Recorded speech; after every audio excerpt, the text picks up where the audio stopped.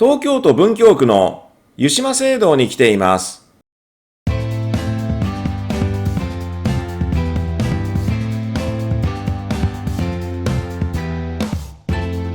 ではまず湯島聖堂の案内図から見ておきましょ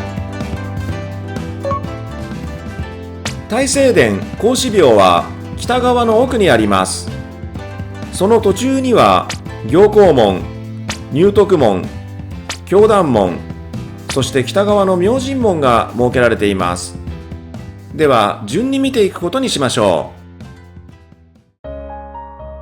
正面入り口に立つ行幸門です。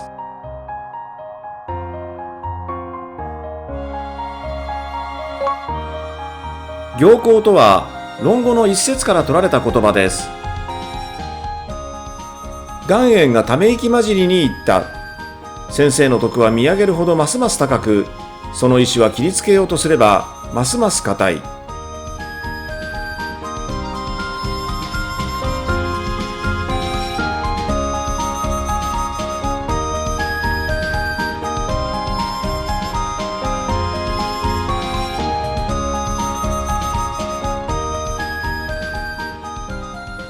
右側の建物は四分会館です。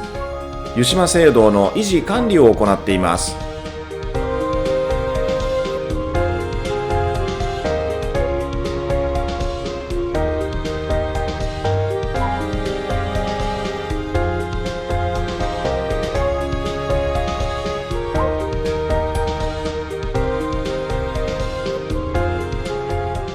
甲斐は孔子の生誕地、極府の孔子墓所に植えられている名木です。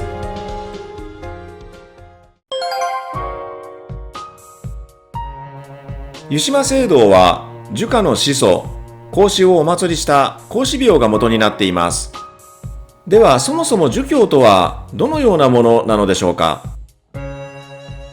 儒教は紀元前の中国で起こった思想の一つです。孔子によって始められ、日本には5世紀から6世紀頃、大陸や朝鮮半島から伝来しました。儒教の根幹をなす思想は仁と義です。仁は真心や思いやり、義はその実践を表します。政治においては武力で相手をねじ伏せる覇道ではなく、徳によって天下を治める王道を主張しています。宋の時代には朱熹によって朱子学へ、明の時代には応用明によって陽明学へと発展しました。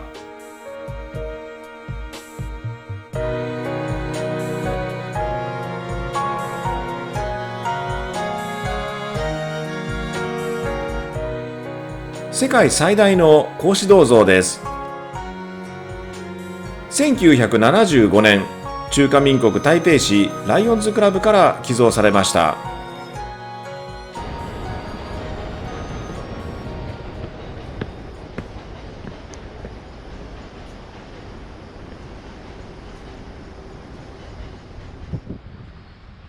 ではここで湯島聖堂の歴史をたどってみましょう。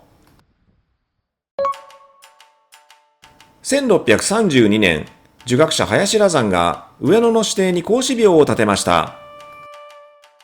1690年、将軍徳川綱吉が建物を湯島に移し、孔子廟を大聖殿と改称しました。また、周囲の建物と合わせて聖堂と称しました。これが湯島聖堂の始まりです。徳川綱吉は17世紀後半から18世紀初頭にかけて将軍職を務め、文治政治を推進した人物として知られています。戦国時代の殺伐とした威風を排し、儒教や仏教に基づいた穏やかな世界を作ろうとしていたんですね。綱吉と言いますとね、どちらかというと生類憐れみの令というマイナスイメージの方が有名になっている嫌いはあるんですが、これはもともとは全ての生命を大切にするという福祉政策に基づくものですので、近年では綱吉に対する評価が変わってきています。なお、生類憐れみの令とは、17世紀後半から20年以上にわたって出された動物保護を目的とした法令をまとめて称したものです。その後は火災などにより徐々に荒廃していきますが、1797年、幕府直轄の教育機関、昌平坂学問所となり、建物の規模は拡大しました。明治に入り、新政府に引き継がれた後、1871年、昌平学校は閉鎖されます。しかし、その周辺には、文部省、国立博物館、東京師範学校、東京女子師範学校などが置かれ、まさに日本の近代教育発祥の地となりました。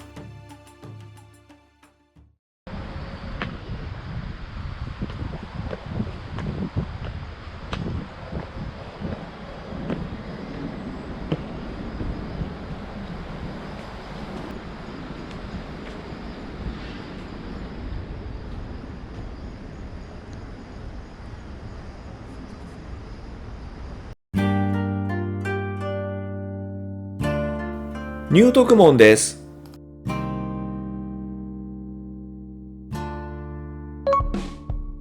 入徳とは、主記大学商区所の一節によります。帝公と帝尉のお二人の先生は言った。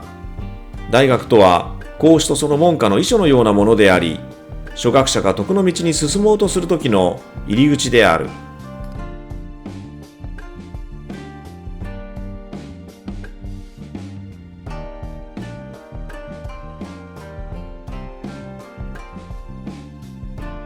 門を入り、右に曲がった奥には水屋があります。関東大震災では水屋と入徳門だけが残りました。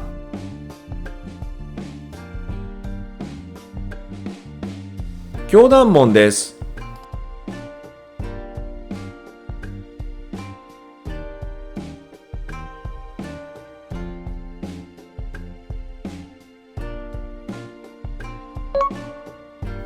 孔子が杏の木の下で弟子に講学を行ったことから、学問所の建物を教壇というようになりました。後に門扉を設け、教壇門としました。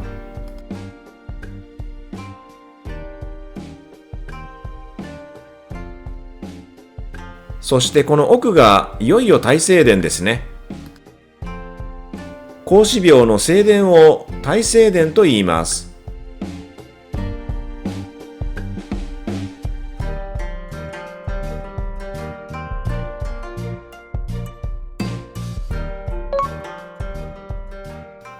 大聖とは、孟子、万象下の一節によります。孔子は時宜に従い、正しく行動した人物であり、すべての徳を合わせて大成した人と言うべきである。集めて大成するとは、音楽で言えば、はじめに笙を鳴らして、最後に景を打つことである。笙とか景はね、楽器のことです。ちなみに集大成という言葉はここから来ています。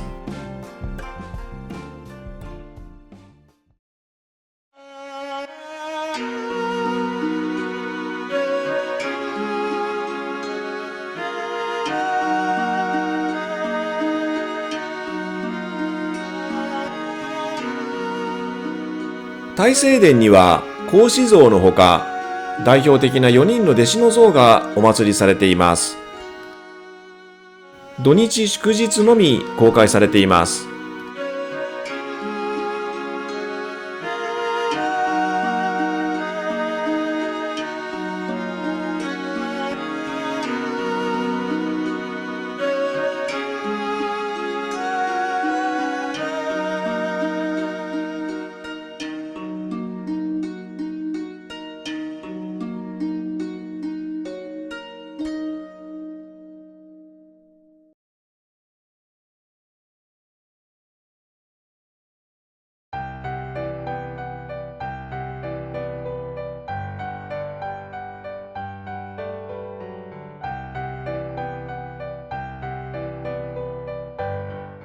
湯島聖堂の歴史がパネルで紹介されています。これは林羅山が建てた孔子廟ですね。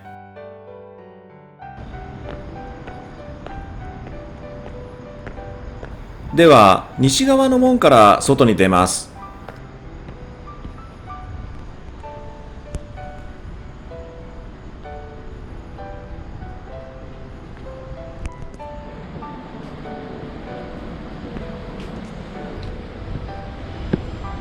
この階段を上りますと聖橋方面に抜けられます。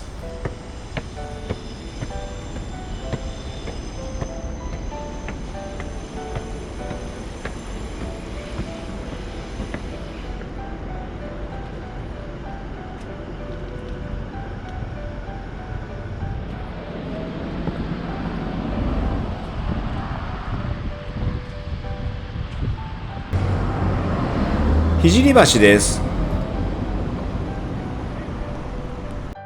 湯島聖堂と東京復活大聖堂、通称ニコライ堂を結ぶことから聖橋と名付けられました。聖橋からの眺望です。中央を流れているのは神田川です。聖橋のたもとには近代教育発祥の地、昌平坂学問所跡があります。昌平とは孔子生誕の地名に由来しています。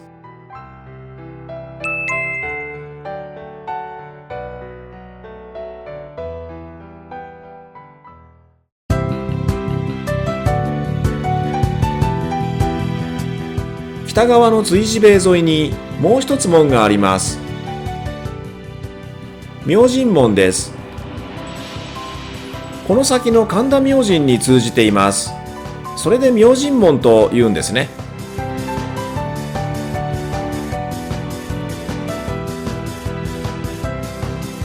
ということで今回の動画は以上となります。最後までご視聴いただきましてありがとうございました。それではまたどこかの街でお会いしましょう。